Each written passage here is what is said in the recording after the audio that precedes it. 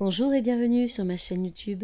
Si vous êtes comme moi fortement inspiré par de nombreuses lectures, je vous invite à poursuivre la vidéo pour écouter le livre audio du docteur Deepak Chopra, Les 7 lois spirituelles du vrai bonheur. Vous allez entamer la lecture du chapitre 4. La troisième clé.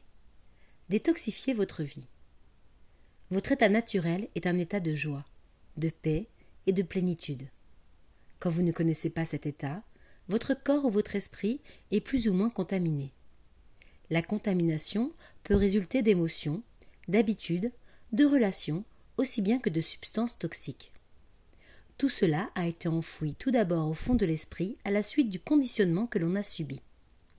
Aussi, la solution pour le désintoxiquer se trouve-t-elle là où l'esprit a perdu son état naturel. Un tel conditionnement commence dès le début de l'existence. Les premiers symptômes sont les émotions toxiques, comme la colère, l'anxiété, la culpabilité et la honte. Et puis, au fur et à mesure qu'on grandit, une piètre estime de soi, des relations empoisonnées et un style de vie déséquilibré prennent le relais. Afin de désintoxiquer votre vie, vous avez besoin d'apprendre à modifier l'ensemble de ce processus qui vous conditionne. Psaume 24. Qui pourra gravir la montagne de l'Éternel ? Qui s'élèvera jusqu'à son lieu saint? Celui qui a les mains innocentes et le cœur pur. Les racines du sentiment que l'on éprouve quand on n'est pas heureux sont souvent invisibles. Cela est particulièrement vrai à propos du conditionnement à l'origine de ce qui est toxique dans notre vie. Le conditionnement le plus puissant existe à un niveau psychologique subtil. Il commence à agir dès la première année de la vie, lorsque le très jeune cerveau apprend à penser, à éprouver des sentiments, à avoir un comportement qui résulte des influences subies. Le conditionnement devient un élément de la plus grande importance dès que nous faisons nos premiers pas. C'est alors que notre cerveau adopte des structures définitives. Même aujourd'hui, vous rejouez des scénarios que vous avez appris quand vous aviez 2 ou 3 ans. Considérez un petit enfant en promenade avec sa mère. Il voit une sucette géante et il en veut une. Que fait-il ? Voici comment il réagit la plupart du temps. Il commence par être gentil et demande à maman, d'une voix cajoleuse, de bien vouloir lui acheter une sucette. Si cette tactique échoue, il essaie la tactique opposée en étant désagréable. Il gémit, pleure et fait une scène. Si cela échoue, il boude et fait l'indifférent.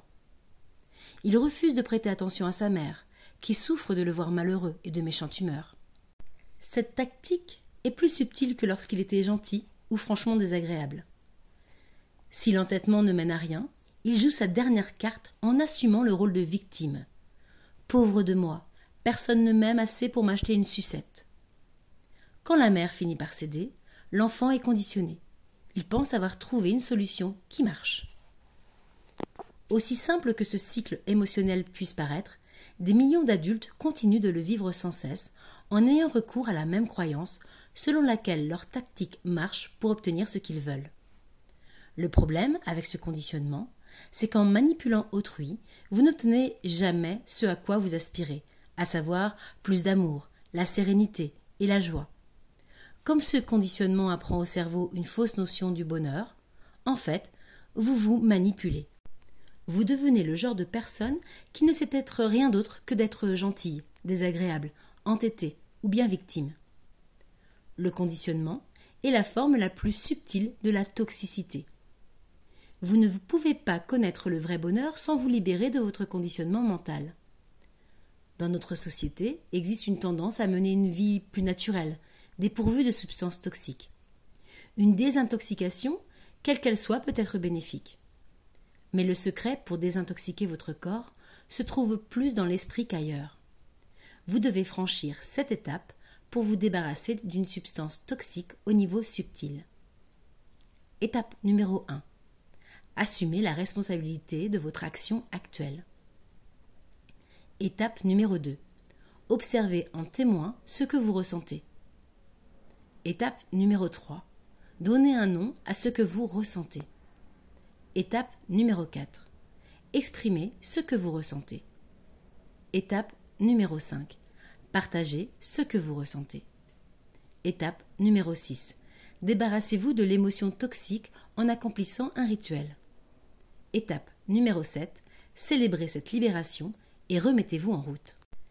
Ces 7 étapes sont nécessaires que vous essayiez de changer une émotion, une habitude, un désir ou une relation toxique, car le conditionnement que vous avez subi dans le passé est au cœur du problème. 1. Assumez votre responsabilité. Tout d'abord, renoncez à tout blâme ou à tout sentiment de culpabilité. Ne plus être malheureux aujourd'hui signifie trouver une façon novatrice de modifier sa propre réaction, dictée par le conditionnement, réaction enracinée dans le passé. Quand vous n'assumez pas votre responsabilité, vous mettez votre destin entre les mains de quelqu'un d'autre. Si vous blâmez quelqu'un d'autre, vous attendez que cette personne change pour que vous vous sentiez mieux. Combien de temps cela prend-il ? Vous pourriez attendre pendant le reste de votre vie. Il est déjà suffisamment difficile de vous changer. Renoncez au besoin de changer toute autre personne que vous. 2. Observez en témoin ce que vous ressentez. Le conditionnement vous apprend à ressentir toujours et toujours la même chose, chaque fois que vous vous trouvez dans une situation identique. C'est frustrant, car dès que l'ancienne réaction apparaît, vous vous trouvez empêtré en elle. Ce qu'il vous faut, c'est un lieu dégagé, un endroit où vous vous observez en témoin. Observer en témoin signifie que vous êtes face à votre émotion, mais que vous n'en êtes pas l'instrument.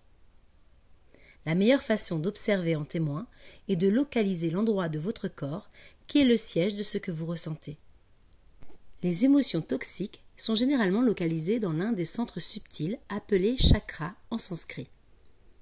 On ressent la colère dans les intestins, la nervosité dans l'estomac, la peur dans le cœur, la frustration dans la gorge, la tension sexuelle dans les parties génitales.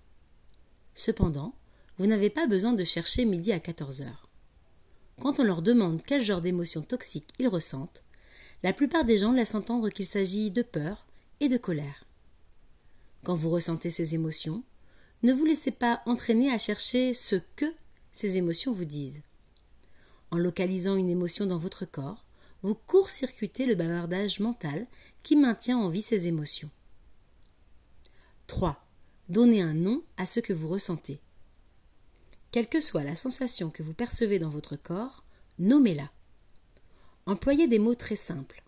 Peur, colère, inimitié, frustration, honte, culpabilité, jalousie. N'employez pas des termes qui impliquent un jugement tel que trahi, déçu et blessé. Tout mot qui implique que vous blâmez quelqu'un d'autre. Nommer son émotion est une façon de reconnaître ce à quoi vous avez affaire. Parce que vous êtes maintenant honnête et sincère avec vous, vous ne vous laissez pas prendre par la longue histoire alambiquée que nous sommes tous tentés de répéter quand nous sommes perturbés. Toutes ces histoires appartiennent simplement au passé. Vos sensations et vos émotions appartiennent au présent. 4. Exprimez ce que vous ressentez. Toute émotion devient plus toxique quand vous la refoulez. En l'exprimant, vous ne la gardez plus en vous, ce qui purifie le corps et l'esprit. Cette étape ne consiste pas à dire combien vous haïssez ou blâmez quelqu'un d'autre, mais puisque tout naturellement vous souhaitez exprimer ce que vous ressentez, commencez par vous exprimer de votre point de vue et prenez en note. Puis exprimez-vous du point de vue de l'autre personne, ce qui est plus difficile. Enfin, exprimez-vous du point de vue d'une tierce personne, comme si vous traitiez la question pour le New York Times. Quand vous considérez ces 3 optiques, le conflit, la colère ou la peur que vous ressentez commence à perdre son intensité. Vous avez élargi votre champ de conscience. L'élargissement permet à l'énergie piégée de s'écouler. La contraction refoule l'énergie et elle suppure pour ainsi dire. C'est une règle qu'il est bon de connaître, car la première réaction de tous les gens est de se replier sur eux-mêmes en adoptant un point de vue unique, le leur. 5. Partagez ce que vous ressentez. Maintenant, élargissez votre point de vue personnel en laissant autrui le partager. Partagez ce que vous ressentez avec quelqu'un en qui vous avez confiance. Partagez les différentes étapes du processus que vous avez suivi, sans oublier les 3 points de vue différents. Ne vous contentez pas de vous plaindre ou de ne présenter des arguments qu'en faveur de votre point de vue. 6. Débarrassez-vous de l'émotion toxique en accomplissant un rituel. Imaginez une cérémonie dont vous êtes l'auteur pour éliminer symboliquement de votre vie cette toxine particulière. Vous invoquez le pouvoir séculaire des symboles qui font partie de chaque culture. Une fois le rituel accompli, vous découvrirez que vous n'avez plus besoin de vous attacher à l'émotion toxique. Vous préférez en être libéré. Imaginez donc un rituel dont vous vous souviendrez et qui a une signification pour vous personnellement. Par exemple, vous jetez un billet dans une rivière. Vous confiez ce qui vous pèse à la Vierge Marie. Vous lancez dans la mer une pierre enroulée dans un papier sur lequel vous avez noté vos griefs. Le rituel, quel qu'il soit, doit vous permettre de dire désormais « je suis libre ». Vous pouvez procéder secrètement, mais souvent, on désire des témoins qui apportent la confirmation de votre libération et vous aident à vous en souvenir. Est-ce que cette blessure m'est familière? Célébrez cette libération ou récente? Et remettez-vous en route. Si vous êtes honnête avec Maintenant, vous-même, il est temps de célébrer votre libération qu'il s'agit d'un problème en partageant très ancien. votre joie et votre gratitude. Le passé ressurgit pour vous célébrerez une fin et un commencement. Maintenant, posez-vous la question réjouissance suivante. intempestive, Est-ce que le toute souvenir de mes ostentation anciennes est blessures inutile. n'a jamais été bénéfique? Vous vous offrez un cadeau. Une Son fois importance encore, est symbolique, si vous êtes honnête, car par cette vous verrez célébration, que cela ne vous a jamais vous été confirmez bénéfique. que vous méritez d'être libre et Si heureux. le souvenir d'anciennes blessures Ensuite, vous empêchez de remettez-vous en vous route. sentir blessé ici et maintenant, Tout le monde ne vous ne franchit seriez pas pas sans dans un peine et état cette aussi étape. déplorable. En tout cas, Vous ne seriez pas aussi essayez, vulnérable parce quand que on le vous conditionnement désapprouve. est toujours accompagné de la même Si rengaine. votre ego était sur le bon Tu chemin, n'as pas besoin de changer. il ne traînerait Tu es pas bien tout tel un que tu fardeau es. d'anciennes souffrances toxiques. Mais si vous vous sentez découragé, Il suffit d'être déprimé, pleinement conscient anxieux, pour neutraliser cette voix d'anciennes vous ment. blessures en aussi cessant de vous familière cramponner qu'elle à la paraisse, croyance selon laquelle c'est la voix de la elles défaite. vous sont bénéfiques.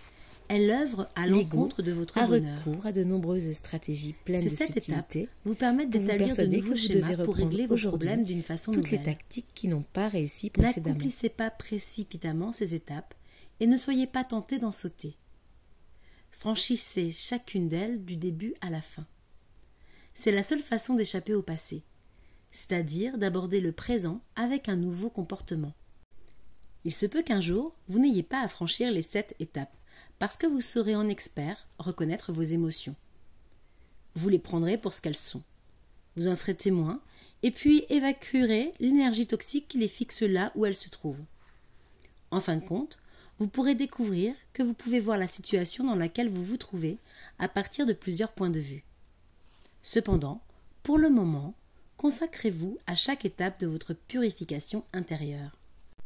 Une fois que vous commencez à vous sentir affectivement libre, parce que vous ne vous cramponnez plus à rien, vous avez dégagé un espace pour désintoxiquer votre vie de façon générale. Vous vous apercevrez que vous souhaitez vivre en toute simplicité, car le bonheur est quelque chose de simple. Auparavant, vous pouviez facilement vous trouver empêtré dans le superflu à tous les niveaux. Trop d'activités, trop de possessions, trop d'émotions enfouies en vous-même, trop de décisions qui n'ont jamais été prises. Cependant, quand vous serez prêt, vous pourrez renoncer à tout superflu. Voici quelques règles élémentaires. 1. Désencombrez votre cadre de vie. 2. Si vous achetez quelque chose, faites cadeau de quelque chose. 3. Dépensez de l'argent pour améliorer l'environnement en rendant à la nature une fraction de ce qu'elle vous a donné. 4. Agissez de façon désintéressée. 5. Soyez généreux. 6. Donnez à profusion, en particulier quand il s'agit de choses immatérielles. 7. Nourrissez sainement votre corps au lieu de le souiller. Ou bien la vie est compliquée et devient de plus en plus compliquée, ou bien la vie est simple et devient de plus en plus simple. Ce qui importe, c'est de passer du premier état au second. Le conditionnement affectif est toujours le point de départ. Donc chaque fois que vous échappez à votre ancien conditionnement, fût-ce à ce propos des questions insignifiantes qui peuvent sembler dénuées d'importance, vous établissez dans votre cerveau des réseaux neuraux plus efficaces. En d'autres termes, vous devenez lucide. Au lieu d'hésiter entre A ou B, vous apprenez à votre cerveau à être en résonance directe avec l'univers. Cette nouvelle façon de sentir les choses comporte des possibilités infinies. Voilà la différence entre être conditionné et ne pas être conditionné. Dans le second cas, vous accédez plus que jamais au potentiel infini de la vie. En fin de compte, il n'y a qu'une seule sorte de toxine. C'est ce qui prive du soi authentique. Le soi authentique existe en étant parfaitement libre d'assumer ses choix. Chaque jour, il grandit en découvrant ses possibilités insoupçonnées. Quand vous serez enfin affranchi de tout conditionnement, vous atteindrez à la fois l'authenticité et la pureté. Pour activer la troisième clé dans la vie quotidienne, je prends les résolutions suivantes. Premièrement, je prêterai attention au processus en 7 étapes chaque fois que se présentera une émotion toxique. Tout d'abord, j'assumerai la responsabilité de mes propres réactions et je ne blâmerai pas autrui. Il m'appartient de changer toute réaction qui me rend malheureux. Je trouverai le pouvoir de changer en échappant à mon ancien conditionnement qui me rend malheureux. C'est le moyen le plus puissant pour me désintoxiquer. Deuxièmement, avant d'introduire quoi que ce soit dans mon corps, je me demanderai si cela me nourrit ou pas. La nourriture peut se présenter sous forme d'aliments purs, mais aussi d'émotions pures et de tout ce qui guérit. Je ne me contraindrai pas à changer aucune de mes habitudes. Si j'ajoute un élément toxique à ma vie, que ce soit une substance, une émotion ou une relation, je ne combattrai pas mon impulsion. Au lieu de cela, j'effectuerai le changement à la source même, à savoir le conditionnement affectif.